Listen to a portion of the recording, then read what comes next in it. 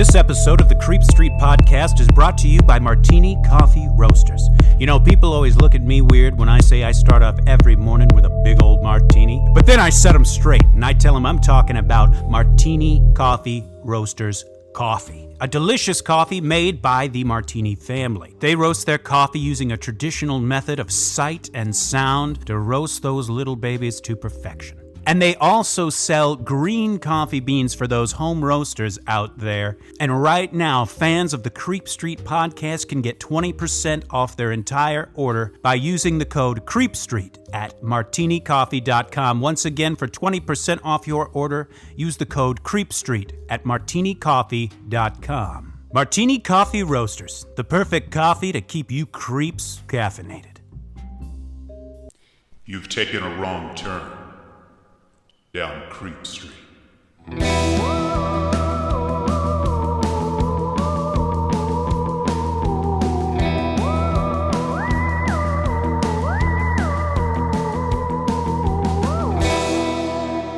Citizens of the Milky Way, this is Maureen Bogey. And this is Dylan Hackworth. And you are listening to the Creep Street Podcast. Oh, yeah. Oh. Yikes. Everybody, hello, welcome. Thank you for joining us here today.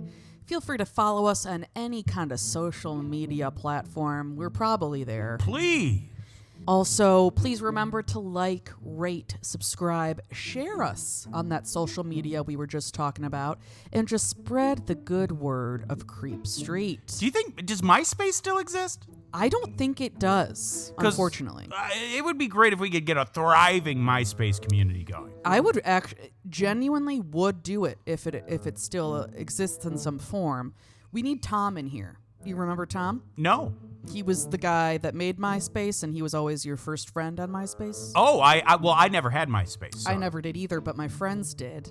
Anywho, this is neither here nor there. If you are just a fan of the show and you need more content, you need more episodes, you need to hear from us more, thank God we've got the solution. It's over at patreon.com/Creep Street Podcast. Yes. Now, Maureen, tell them about that merch. Yeah, of course, now we got merch. It's actually here. It has arrived. It is separate from Patreon. You don't have to be a Patreon member. You can just be anyone in the galaxy. Yes.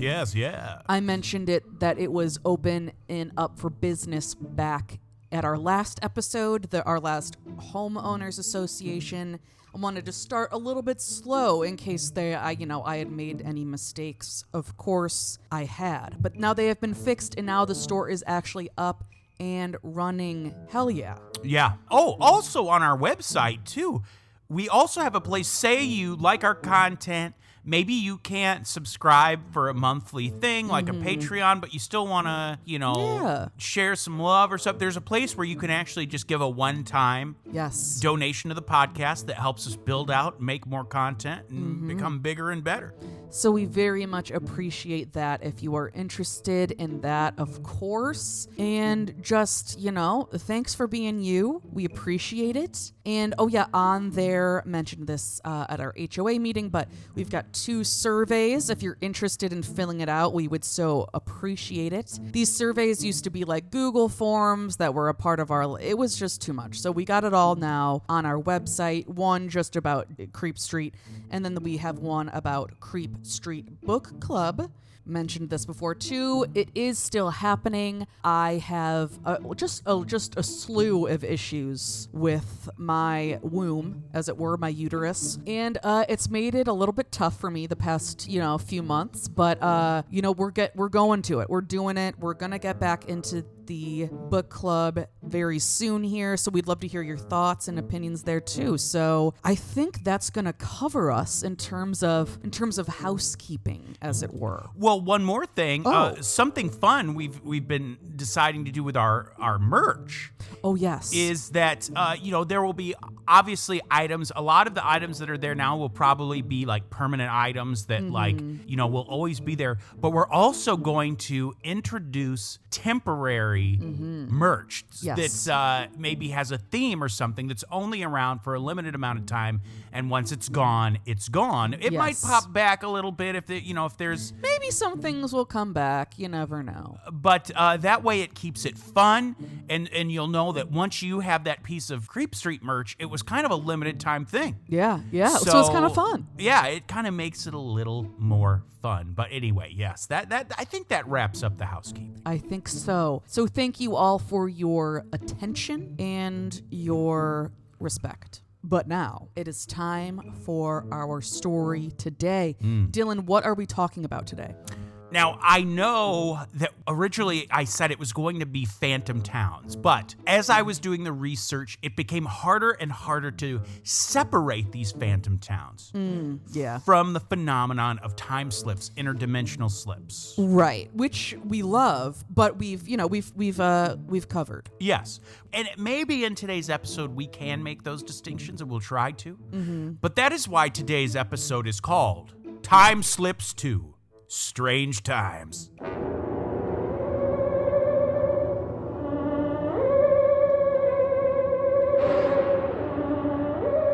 Yes. And let me warm up our little time machine with my sources here. Okay. First up is a book called Time Slips, Journeys into the Past and the Future by Rodney Davies. And then three Brent Swancer articles at Mysterious Universe. The first called Mysterious Encounters at Phantom Vanishing Towns. The next, The Strange Story of the Kiersey Village Time Slip, and Strange Tales of Reality Rifts and Interdimensional Slips. Whoa. Thank you, Dylan, and thank you to our sources this week. Now, last time we talked about time slips, believe it or not, it was 3 years ago. That's a time slip. That is a time slip, folks. We discussed what separates time slips from time travel. Now, just a quick little refresher. Time travel obviously would be intentionally traveling through time. You are doing some sort of action, whether it be with a machine or via your mind, whatever. You are doing something to intentionally propel yourself either forward or backward or sideways or whatever in time. Yes. Time slips are obviously when people unintentionally travel through time. Suddenly they're somewhere else, and suddenly they're back. You don't even know you have moved in time until you notice your surroundings seem different. Yeah. Now, one of my sources had a much more eloquent way of explaining time and what these time slips may actually be. Now, we've all heard the cliche that time is a flat circle. I think, what was that? True Detective, I think that one gets whipped out a lot. Yeah, and that's one of those things that I've said this multiple times and I always get the same reaction. So I just want to make it clear for everyone at home, as well as you, Dylan, just to make sure we're on the same page. I have thought about and have had time is a flat circle explained to me many times, and I don't understand it, and I won't, and I can't. And I honestly don't even really want it. And you can't succeed if you're out there listening to this. If you think, oh, I can explain it to Maureen in a way that will make sense. No, you can't. Someone else has already tried, and I don't understand it, so please just don't try. But I understand that it means time is, it's all around us. And what even is it? Right. Well, the other cliche is that time doesn't exist. Now, like I said, just because it's cliche doesn't mean it's not necessarily untrue. But the author of the source does essentially say time doesn't exist, but they do a good job of conceptualizing what that really means. The author describes time as a mental concept, and that there is no such thing as the future, specifically, that they argue, saying that notice how everything you have ever experienced happened in the present. We talk about things of the future, even on a mundane level, saying tomorrow I will get sushi. But when you actually get that sushi, it's in your present. Even if you were to, quote, travel into the future, all you're doing is making that future the present. Right. And in a lot of ways, the past is the same thing. Everything that ever happened to us, every experience we've ever had, happened in the present. A great example the author gives is imagine that the Earth stood upright rather than at a tilt. Obviously, and it didn't rotate as it moved around the sun. It obviously, on one side of the Earth, it would be day all the time. On the other side, it would be night all the time. As the planet we are on turns, we interpret that as time passing. Same with as we age and we see our bodies grow weaker and more feeble. Also, the vast majority of time slips seem to take the experiencer backwards rather than forwards. Now, not that there aren't some, and we will get to those, some very fascinating ones. Oh. Skeptics would argue that this is because we are experiencing some sort of episode, whether it be psychedelic or whatnot, but that we are in reality seeing a past that has already been conjured in our minds from what we learn growing up in school or in movies or whatnot. We are imposing what we think we imagine the past to look like through what we've learned. But the author argues that oftentimes, in the vast majority of times, people who report these time slips have no history of hallucinations. And more so, the experiencer is usually not familiar with the time they traveled to, yet will be able to say things that line up with historical events and people. I see. Okay. For example, this would be like an American example. If say you knew nothing about American history at all, like didn't know the presidents, didn't know anything,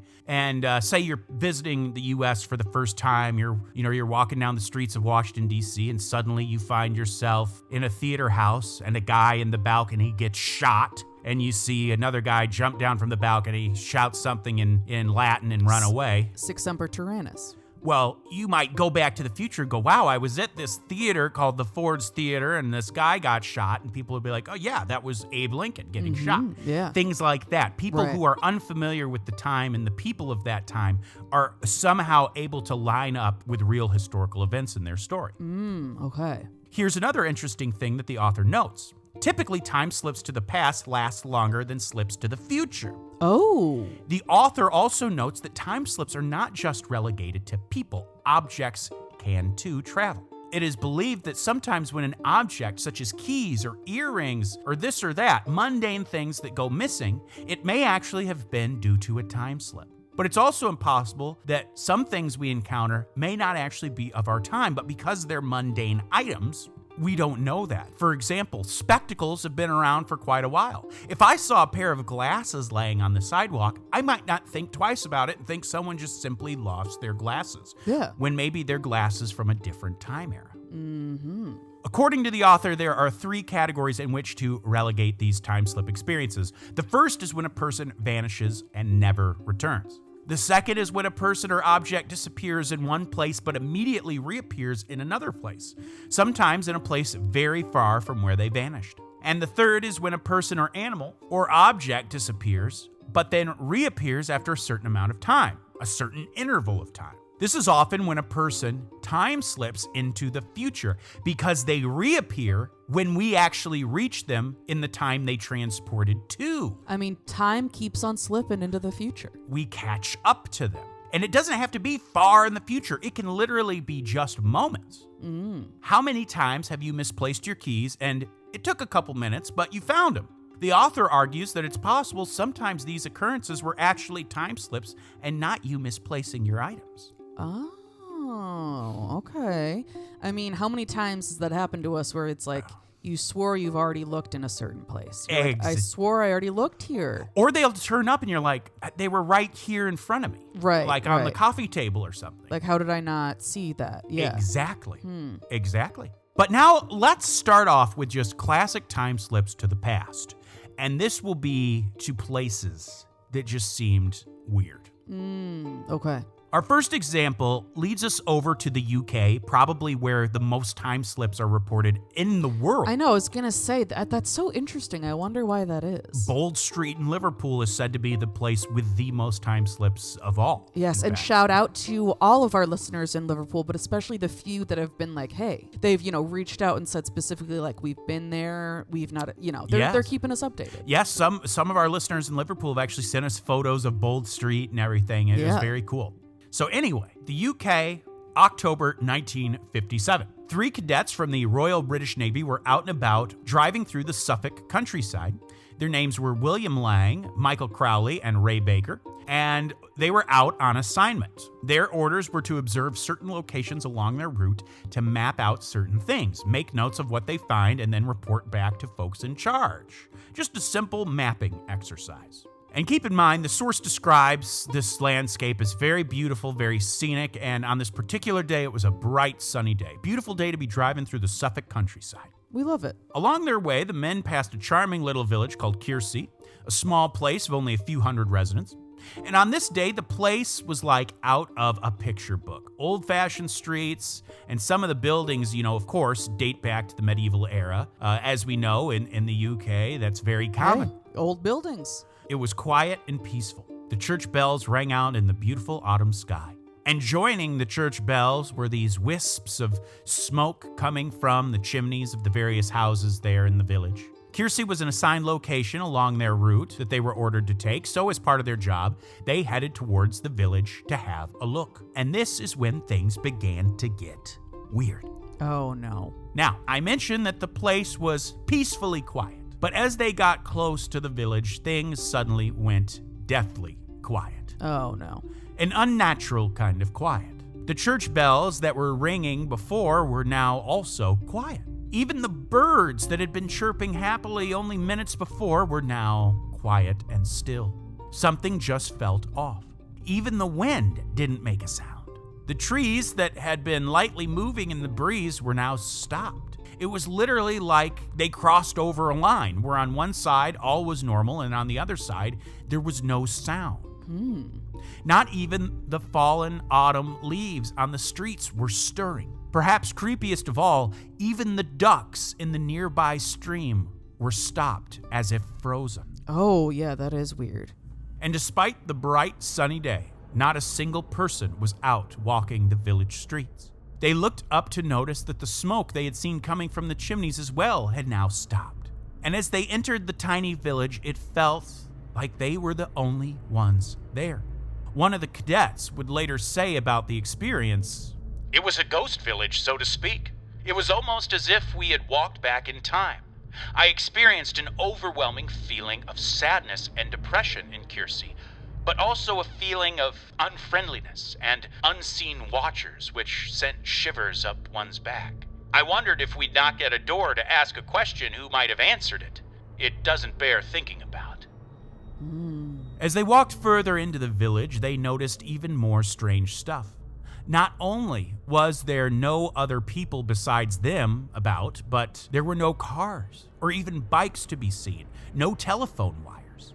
Even the road they walked along seemed cobbled and out of place, much too old for the time it was. Now, keep in mind, like I said, seeing medieval architecture in the UK, very common. Right. Kiersey was a town that still had a lot of, medieval structures in it, but this was something different. They could not find a single place that seemed even remotely modern. Right. All of the houses they passed were clearly built with timber by hand, some with thatched roofs. The windows that did have glass in them were greenish in color and seemed to be covered in a layer of grime film. But even the season itself seemed to change. What was moments ago a crisp, bright autumn day seemed now to be in the peak of spring or summer. One cadet would even notice the trees and greenery around them, saying, "It was verdant, and the trees were that magnificent green color one finds in the spring or early summer." Wondering where the heck everyone in this village was, the cadets decided to approach one of the buildings and have a peek through one of the windows to see if they could find anyone. So they approached a building, and when they looked inside, it looked to be some sort of unsettling butcher's shop. One of the cadets would later describe what they saw, saying, "There were no tables or counters, just 2 or 3 whole oxen carcasses which had been skinned and in places were quite green with age. There was a green painted door and windows with smallish glass panes, one at the front and one at the side, rather dirty looking.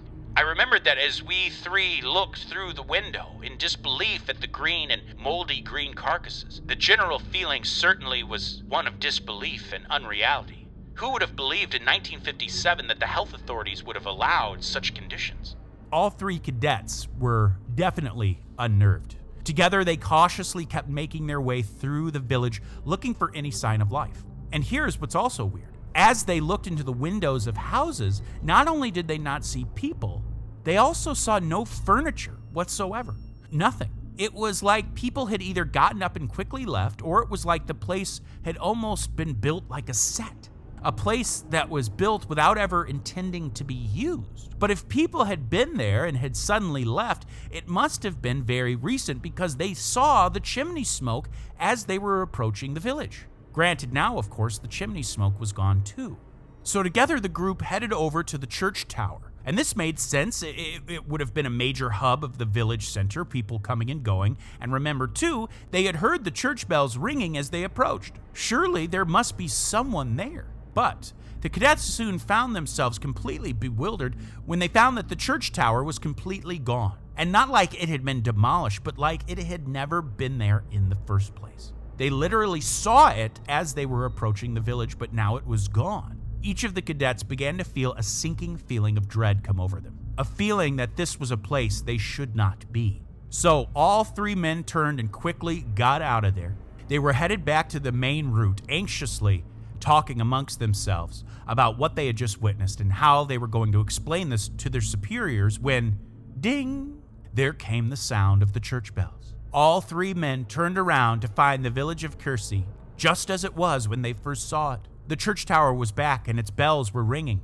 Smoke was once again emanating from the chimneys of the homes. And even the ducks in the nearby stream were back to quacking and swimming around. Strangely enough, when the cadets reported back to their superiors, the claims of what they experienced were just sort of brushed off. And from the source I'm gathering that the impression of being brushed off, that doesn't mean that necessarily that they were brushed off in disbelief, but rather that it was an unimportant detail.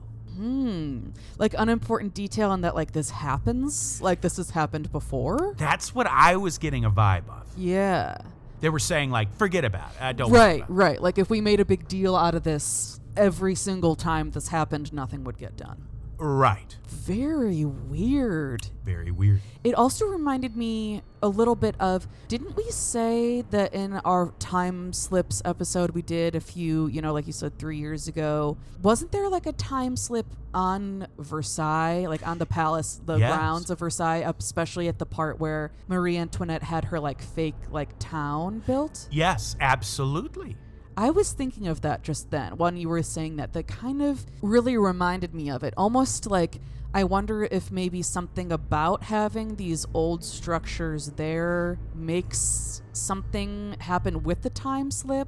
Like maybe because of Versailles, the only thing that was in that area that had been built for, at least a long, long time were those like fake towns. Right. Or that fake town. I don't know. But regardless, very, very weird stuff. Absolutely. Now, the story would pretty much be forgotten for a while until a man named Andrew Mackenzie of the Society for Cyclical Research was contacted by two of the cadets in the 1980s.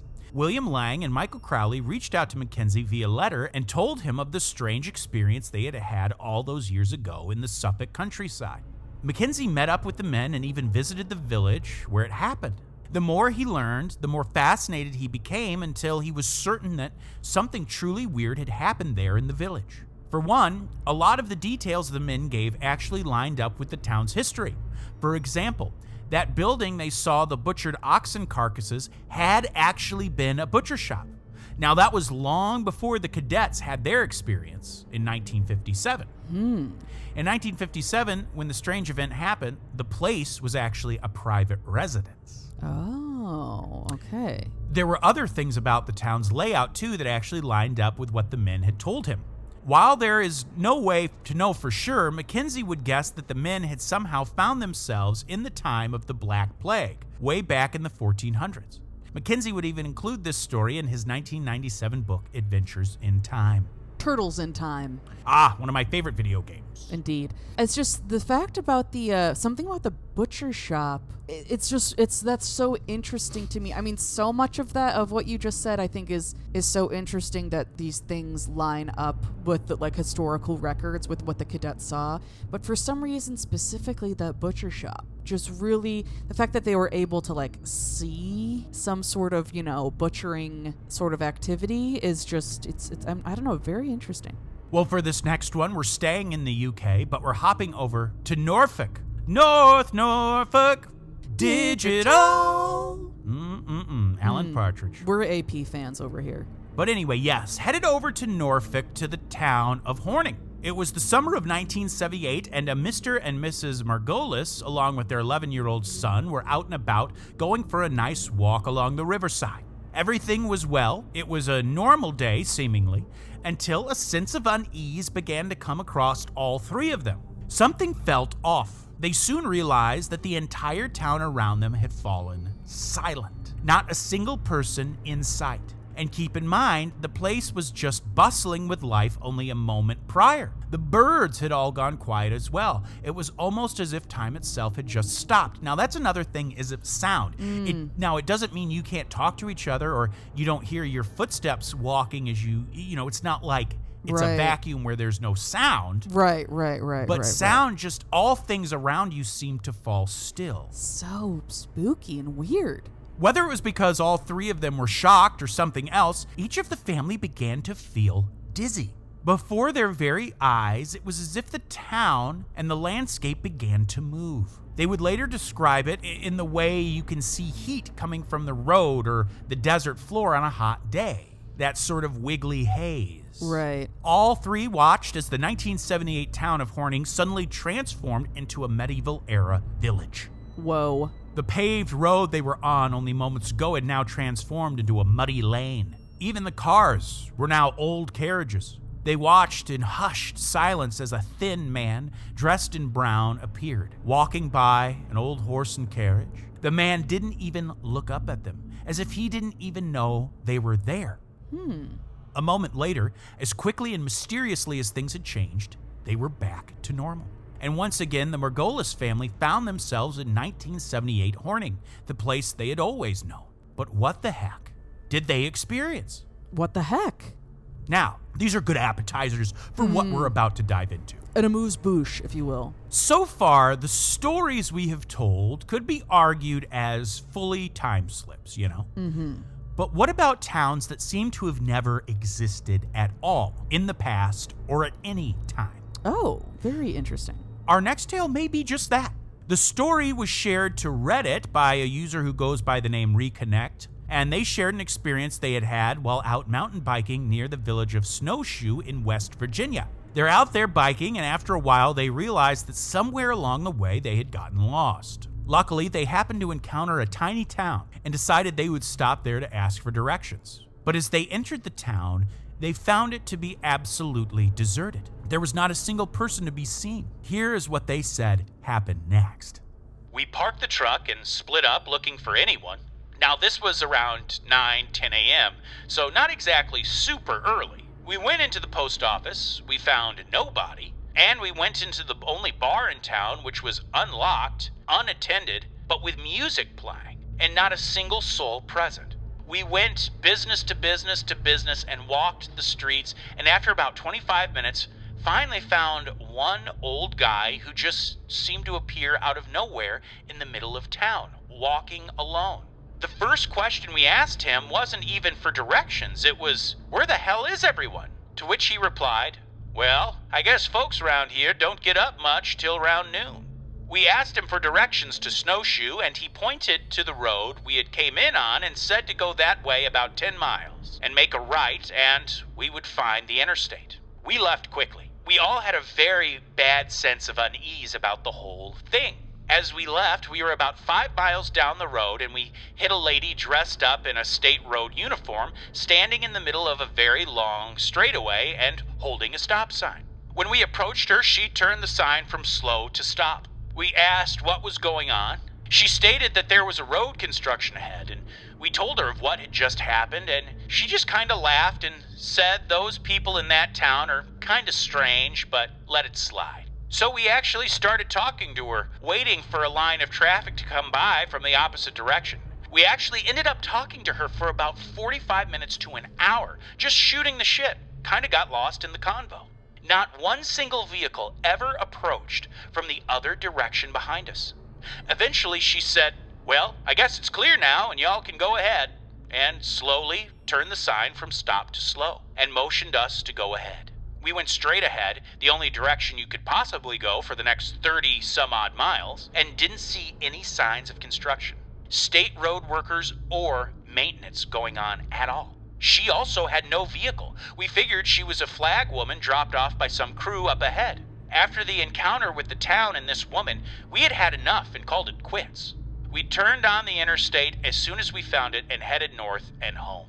And according to this person's post, they were never able to find that strange town again. And what was that woman's part in all of it? She seemed to be part of the experience. That's right, she was. That is weird, because at first I was like, oh yeah, she was just maybe on like the periphery or whatever. No, she was a part of it. That's so weird. Yes, and they never found the town again. It was not like like in the former one, like in the one we learned about the cadets, Kiersey was a town that had been there for a while. It seems they just were transported to a different era of Kiersey. Yeah. This seems to be a place that's never existed. Right. And notice how in the places like Horning and Kiersey, how when their time slip happened, they met no one. There was no one there. They felt like eyes were on them, but they didn't see anyone. Yeah. When this experience happened in a town that never existed, they did encounter a couple of people. Right. Interesting. They did encounter people. So it's weird. So it's like, it was almost maybe like, I mean, it is a time slip, but maybe more than just a time slip. It's like a dimension slip where it's like you're slipping into another, or not even dimension. It's like another reality where a town like this did exist. Right. But it just has not, in at least as far as we, our timeline. Right. But it could have existed, or maybe it does exist on another timeline where, Earth and humanity and society and everything is very, very, very similar. But there are just some changes. That is weird. Right. Like maybe the folks that settled in this area a few miles away, same people, but maybe in a different timeline, settled a few miles the other direction. Right. And so it would have been a different town, a different, you know what I mean? Yeah. And I have heard of stories like that happening with some, settlers or colonizers that came into the Americas. Like they would find a place and then later they, couldn't find it again or whatever. And, of course, some of that could have very well been just they didn't really know where they were and they couldn't find the same place again. Right. Or, so many, Native American cultures and tribes were nomadic. So that could have had something to do with it. But also maybe, I don't know, that could have been going on there too. This very true. Time slippage. Well, let's head back on over to England. Okay. I mean, so many of these take place in the UK. What is going on with the UK? This story was posted by a Reddit user who goes by the name WabbitHunter68. Must have been an Elmer Fudd fan. A silly guy. And this happened near the area of Kent. And here's what they said happened. This happened to a friend of mine about 20 years ago. He had been working as an installer of double-glazed windows and would often find himself traveling with a crew all over Kent and the southeast of the UK. One job he was doing wasn't all that far from home, so they decided to drive home. They set off for home quite late in the evening, and it was already dark. There wasn't much on the roads, and it was pretty cold, so not many pedestrians about. They were going along one fairly straight bit of road when they passed through a fairly unremarkable village. It had the usual things like a pub and a corner shop, but little more else than cottages. About 5 minutes later, a couple of his crew were complaining that they really needed a drink and that there must be a pub around somewhere. He suggested that they turn around and go back to the village. They turned around, they drive back, and there was no village there. It was just fields. There weren't any turnoffs, so they couldn't have been mistaken. It was just one straight road. There you go. I wonder what this is all about. It's so fascinating. Why the UK? I mean, do you think this has anything to do? I mean, this sounds very, surface level, and it is, but a little bit, I know a touch what I'm talking about. Is Stonehenge at play? That's a good point. Or, maybe not Stonehenge specifically, but maybe there's more to those lands and to that area that maybe the people who initially built Stonehenge knew about. Right. And they're finagling with. Whereas here, we have no idea what the damn hell is even happening. Right. I wonder if anyone out there knows more about energy fields and stones. Let us know because, I don't know, maybe I'm onto something here. But probably not. Well, this next story comes from another Reddit user who goes by XIL Studio. The experiencer was right near the Vermont and Massachusetts border, driving through a rural area. New England. Absolutely. Trading the old for the new. Here we go. There was a dense fog that day that the experiencer described as, and gamers will like this, quote, Silent Hill-like fog. Whoa. I don't get it, but that sounds cool. This is what they said happened. First, my headlight just up and goes out. I cannot use the high beams because of the fog. I'm in the middle of nowhere. I haven't seen a house or town in a long time. The car starts making noises and the check the engine light comes on. So I pull over, nothing much around but field and fog and dark. Now the car won't start. So I'm in the dark, in the middle of nowhere, and on the side of the road. Because of the natural rules of how things work, my cell phone has no service as well.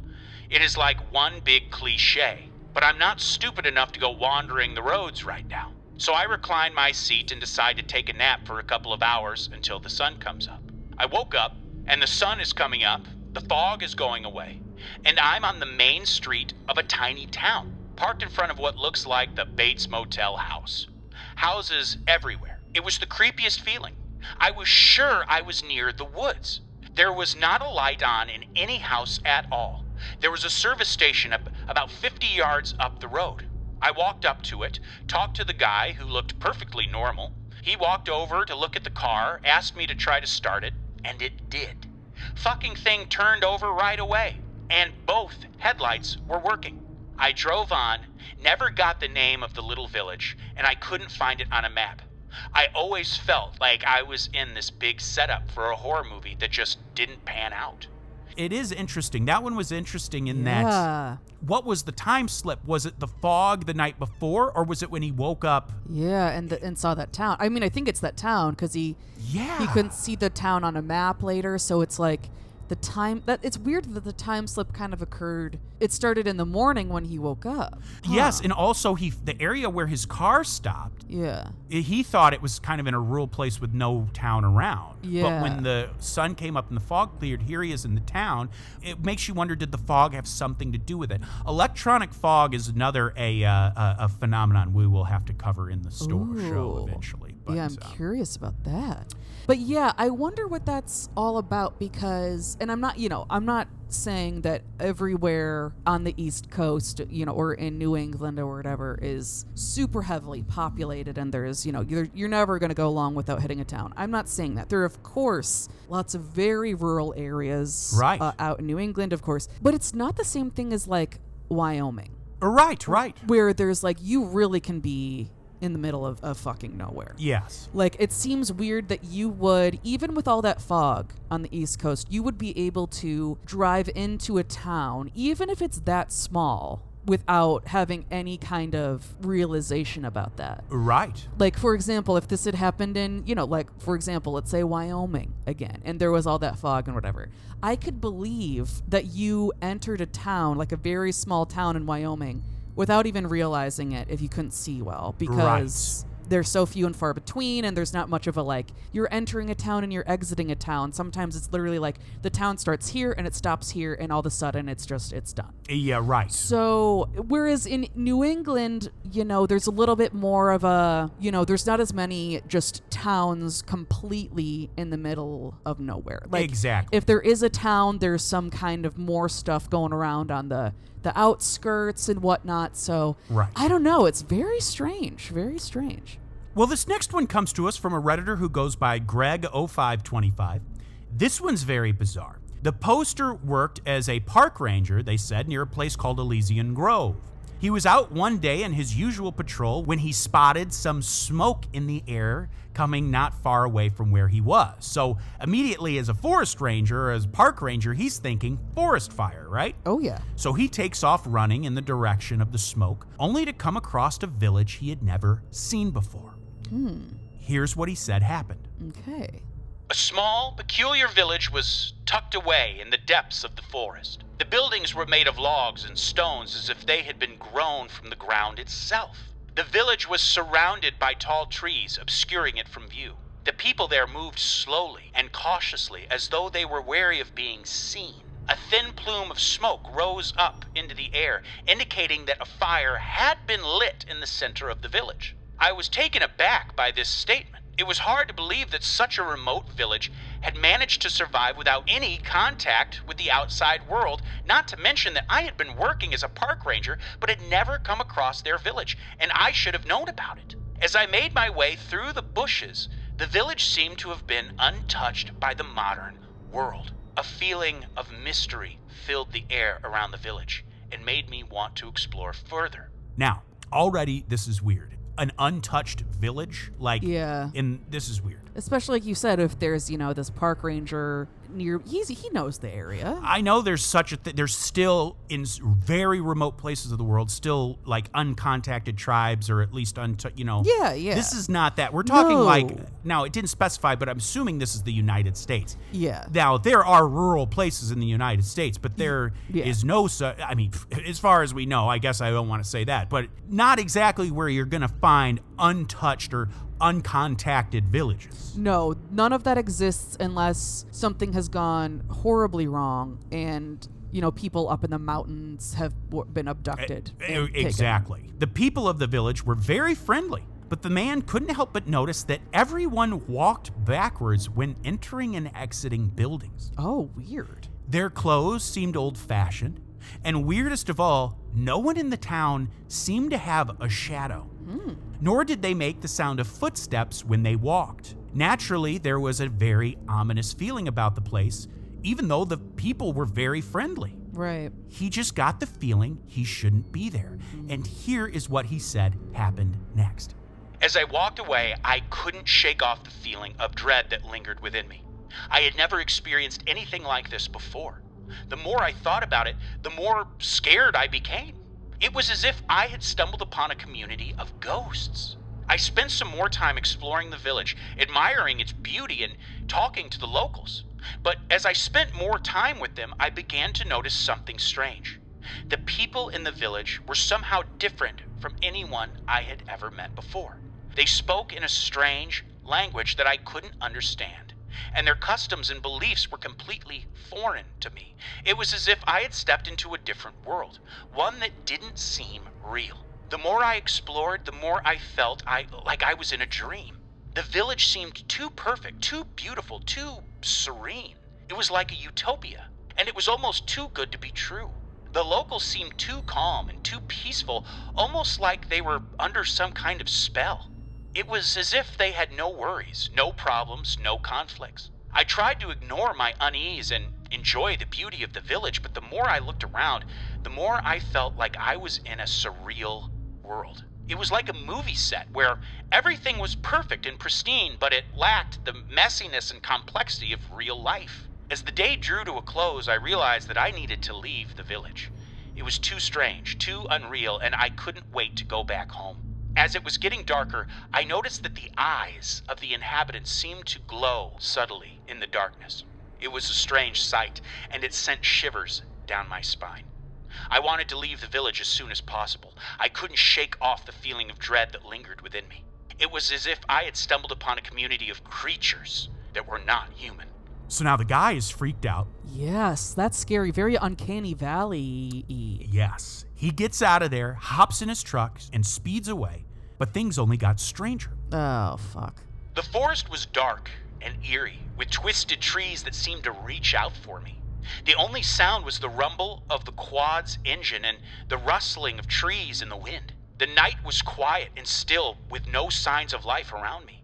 As I drove deeper into the forest, the darkness seemed to close in and around me, making it difficult to see what lay ahead. I could feel my heart pounding in my chest, and my palms were sweating on the handles of the quad. It was as if the forest was alive and was watching me. The only thing that kept me going was the thought of getting out of the forest and back to civilization. I had never felt so alone and vulnerable, and I was desperate to get out of there as soon as possible. As I continued driving, the forest seemed to become even more surreal. The trees were twisted and gnarled, and the shadows seemed to move and shift in the darkness. It was like a nightmare come to life, and I couldn't help but wonder if I would ever make it out of there alive.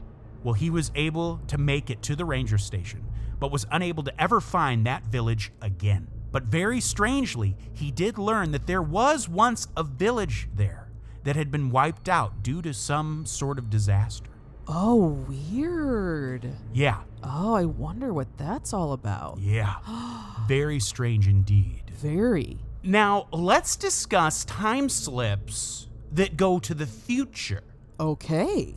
I said it once, but I'm going to say it again, and Dylan, you can decide which one you want to keep when you're editing, but I'll say it here too. Time keeps on slipping into the future. Yes, it does. Yeah. Now, there was a chapter in the book I used as a source, the book by Rodney Davies, that talks about traveling to the future in dreams. And don't get me wrong, I think that's very compelling, but for this episode, I wanted to share stories about folks who were wide awake when it happened. Yeah, that's we'll get to that. Dreams at a future episode, because that's very interesting. Dreams will be its own episode, like the interpretation of dreams, Yeah. things like that. It's a whole fascinating subject that we'll probably get probably even like a two-parter. I could see that being a big episode. Yeah, now that I'm thinking about it, I cannot believe that we haven't really touched on dreams. Yeah. Really. You know, it's been mentioned here or there, but Exactly. this is overdue. So you know what? I'm glad this was brought up because now we can plan. Absolutely. But anywho, keep going. So a very interesting example that was written about in this book, it was mentioned in a book called Man in Time by an author named J.B. Priestley, and it happened to a woman who was working as a maid at Dunraven Castle in South Wales. Okay. This story I found so fascinating. One day, the maid is working there in the kitchen of Dunraven Castle, and she's there with a senior maid and another worker there, a boy named Hans. Yes, Hans. And the maid, she's working, and she sees the senior maid pick up this jug. It was some kind of like chocolate sauce or something. Mm-hmm. And she went to give the jar to Hans, but accidentally dropped it, and it hit the floor, and the jar smashes, and the chocolate sauce spreads in this strange, what the source described as a strange amoeba-like pattern. Mm-hmm.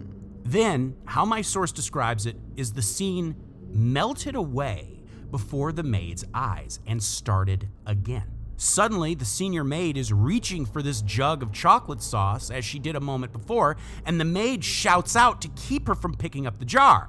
But it was too late. The exact same thing happened. The jar fell and broke, and the sauce spread in the exact same pattern as it had before. Okay. Now, of course, the senior maid and the boy, Hans, wanted to know why the woman screamed. Right. She tried to explain to them that she had actually seen the jar drop a moment before and tried to stop her. Of course, the senior maid and Hans replied saying, well, if you hadn't have screamed, Right. we wouldn't have dropped the jar. Right. So now, almost everyone is probably familiar with the idea of premonitions. Mm-hmm. The author of the book suggests that maybe what this phenomenon is, the phenomenon of premonitions, is actually our own consciousness. Oh. Perhaps our consciousness can extend beyond us at some times and give us this brief glimpse into what we think or what we interpret as quote-unquote the future. Oh, very interesting. Right, but it's really just our conscience. It's just extending beyond us. Right. Okay. So that's what's going on, and that's so Raven. So rather than thinking of it as seeing the future, what we're really seeing is what the present will be, which I know is kind of a non-argument. Right. I mean, yeah, of course, like it's I get that argument is kind of reductive in a way. Like, yes, of course, the future is just the present then, or the past was the present then. I get that that's kind of like a cop-out. It seems like a cop-out, but I think there's it's a better way of explaining there is no such thing as time. Mm-hmm. It's like what this person perceives as the future. Exactly. Yeah. Exactly. Mm-hmm. So a very interesting example happened to a German poet named Wolfgang Goethe. So he's out for a ride on horseback, and here's what he said happened. I was riding on the footpath towards Drusenheim, and there one of the strangest presentiments occurred to me. I saw myself coming to meet myself on the same road on horseback, but in clothes such as I had never worn. They were light gray mixed with gold, and as soon as I roused myself from the daydream, the vision disappeared.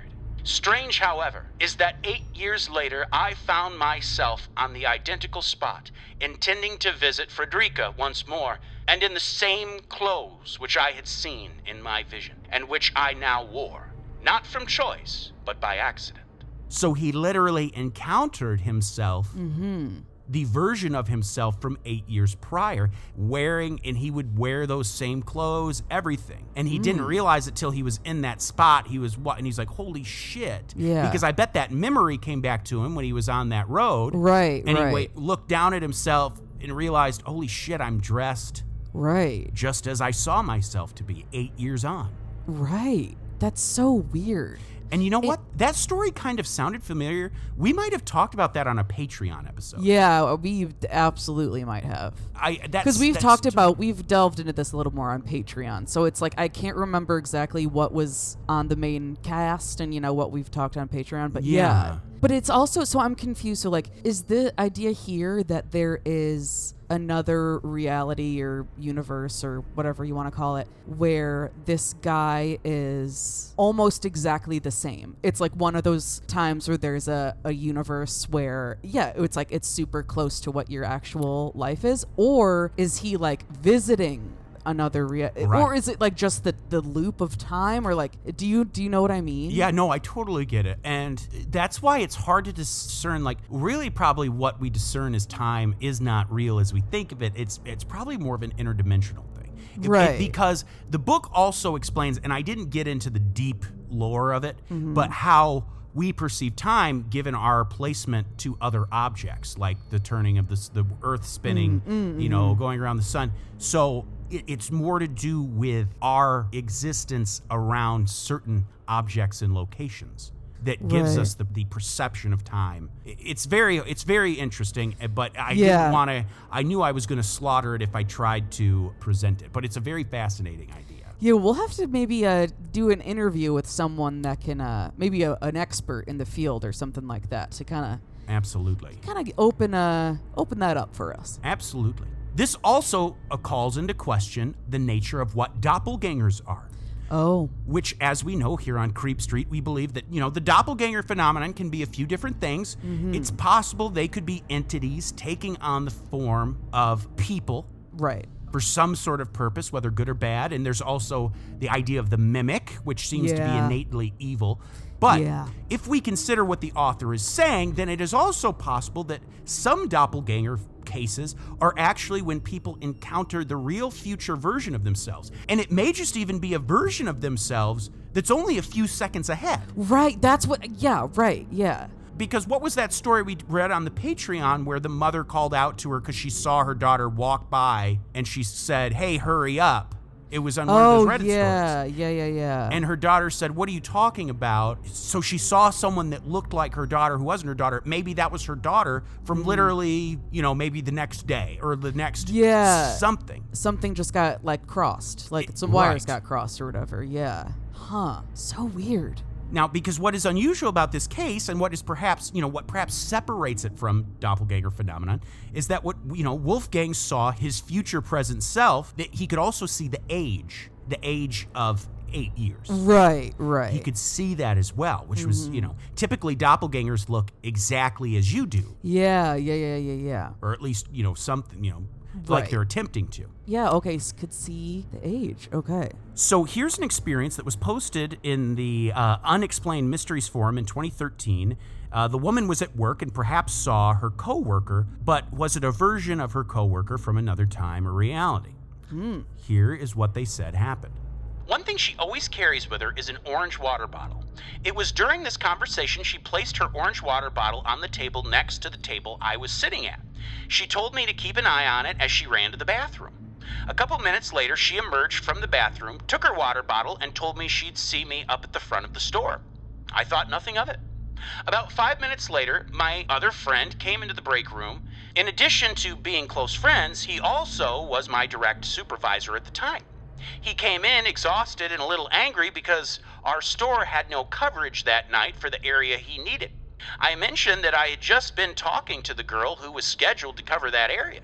It's important to mention that this girl and my supervisor friend were dating at the time as well. I mentioned how she had just come into the break room and said she would see me up at the front. My friend instantly said that was impossible because she was not scheduled to work that night. hence the fact we had no coverage. I was very adamant that I had just had a solid 10-minute conversation with her, and he kept insisting she wasn't even there. I even went as far as describing what she was wearing and the fact that she was carrying her orange water bottle, and even where she had placed her water bottle down on the table. It was then that my friend mentioned something interesting. He said that every other time she was in the break room with someone, she always set her bottle down at the same table that person was at, never at an empty table. Why wouldn't she set it down with me rather than at the table next to me? I continued to insist that I had spoken with her. I insisted so much that my friend actually called her on his phone so that I could talk with her directly, and she could confirm that she was actually out of town. I did speak with her over the phone, and she indeed mentioned that she was about 3 hours out of town with a couple of her girlfriends. I even spoke quickly with each of her girlfriends that were with her. The strangest part followed very shortly afterward. Another employee entered the break room for his lunch just as I had hung up the phone. He proceeded to say that he had overheard me having a full-out conversation with someone as he was walking up to get his food. He said he waited to see who it was I was speaking with, but no one ever came out of the break room. Okay, this stuff is so creepy and weird to me. So while she was having the conversation with the girl with the orange water bottle, Yeah. someone else saw that she was actually alone talking to no one and saw no one leave the break room. Yeah, what the fuck? That's so creepy. Like, that story really kind of like puts a chill up my spine. Something about that the fact that you were able to interact with that person. Right. And like, or that whatever, or that version of that person or something. And it's just, I think what would be so frightening to me would be the realization that that was impossible. Like, once you realize that you call her and she says, no, I'm 3 hours away. Yeah. I mean, that must be so frightening. Yeah. That you're like, I am either, in the presence of something I deeply don't understand, Right. or I'm, losing my sanity. Right, exactly. So, yeah, that really freaks me out. And also, it's like one of those things that I feel like it would be so hard to tell someone about, or to like just to even explain it. That's it's what I hard mean. to even explain. Because Right. it's one thing to say if this girl had passed and to say, I saw a ghost. Right. It's just harder to wrap your head around. Right. And I mean, it's harder for us to wrap our heads around, and we're, like in the damn thing. Like, Yeah. for just like your run-of-the-mill person that's not into all of, whatever. This is, I'm sure, so beyond anything they have ever really considered. Right. Yeah. This next experience is very interesting. It regards a man named Walter Rawls who performed an experiment using magnets, some kind of monopoly. They were called like monopoly magnets. I don't know what that means exactly. When I was just reading my notes, I wrote monopoly like monopoly. Oh. I was like, monopoly magnets? I feel like that rocks. I was so confused. So anyway, he would wear these magnets in a mask that would be placed over his brain's pineal gland. In the early stages of the experiment, Rawls reported seeing a shadowy, indiscernible figure that would walk through his room and then vanish as it walked through the wall. During the experiment, the shadowy figure seemed to be completely unaware of Rawls. As the experiment progressed, though, the figure appeared more and more. Each time it became a little clearer to see. It wasn't as shadowy. Likewise, the figure seemed to act as though it could sense a presence there with it. Right. Rawls' presence, yet it couldn't see him. So we're kind of getting what it might be like to be a ghost almost. Right, Is kind yeah. of what we're doing here. It would glance in his direction, things like that. So this is an excerpt explaining what happened as this experiment progressed. The third week, while busy working on documents, Walter noticed a change in the room. When he looked up, the wall had dissolved away, and he was looking at a small hill where a man and a woman sat beneath a tree. It was the same ghostly male figure he had seen on the other occasions. He sat quite still, watching this pastoral scene for several minutes. The man looked over toward Walter and appeared startled. It was as if he clearly saw Walter this time and possibly recognized Walter as the ghost he had seen the previous week. The image faded away and the wall restored to its normal condition. From that moment on, Walter never used the pineal stimulator again. So it was like a reverse ghost thing. Yeah, wow. And of course, it makes you wonder about what the nature of these things are. Yeah. Maybe what the other side is when we pass is this kind of dimensional wall. Mm-hmm. This one I find maybe the most fascinating, and it's really kind of one of the more simple ones. Oh, okay. I just find this one so fascinating. This story was recounted in a book called The Reality Game and How to Win It by Brad Steigers. The story concerned a man from the town of Claquette, Minnesota, named Charles W. Ingersoll. It was 1955, and Charles had made plans to go visit the Grand Canyon. So he went, and he took with him this new top-of-the-line camera that had just come out that he had bought specifically for this trip. He wanted to get gorgeous pictures of the Grand Canyon. Of course. So he makes the trip and has a wonderful time and goes back home once his trip is over. He is home for about a week, and he was in a bookstore, and he happened to find a book on the Grand Canyon. It was a travelogue from 1948, from 7 years earlier. And he was interested, of course, and so he purchased it. And he got home, he settles in for the night, and got out his new book. His jaw hit the floor when there in the book was a picture of him. It was a picture of him from his Grand Canyon trip he took a week prior. But here's the thing, like I said, the book was made in 1948, 7 years before Charles ever went to the Grand Canyon. He actually, here's the thing, had planned to go to the Grand Canyon in 1948, but had to cancel for whatever reason. Plans just got in the way. Weirdest of all, in the picture, he was holding his new camera, and this camera, like I said, was new, not manufactured until 1955, yet there it was in this picture, in this book from 1948. Wow. How what fascinating. The fuck, yeah. And you always hear there's like those photos, you know, like time travelers, like yeah. like the day Kennedy, I think is it the day Kennedy is shot, there's a guy, he's got on like Ray-Bans and he just looks like a 2010s hipster. Have you seen that? Yeah, I think so. Or I don't know if it's there or if it's if it was another, old photograph where it was like someone has an iPhone or something. Yes, I think that was a Charlie Chaplin movie. Oh, was it? Okay, yeah. There's I think it was like a Charlie Chaplin movie, and this woman walks by, and and who knows what she had in her hand, but it looks like she's like scrolling, like she's holding Yeah. something in her one hand, Right, and and it looks like she's scrolling. like looking at it the way you would an iPhone, and she's like scrolling through it. Yeah. And she walks, in the background during this, Charlie Chaplin movie. So interesting. Yeah. It reminds me of that. It also reminds me of, and this is totally not, real, it's just for fun, but like, if you've anyone, I never saw the movie, but I read the book, Abraham Lincoln Vampire Hunter. Oh, yeah, yeah. There was like, at the end, they show a bunch of like photos and stuff, and they are, photoshopped and stuff. Right. But there was like a minute there where I was like, wait, is this real? You're right. Stuff like that is so fascinating. Yeah. You know what I mean? It's just such a crazy thing to think that there could be, that could happen, That's right.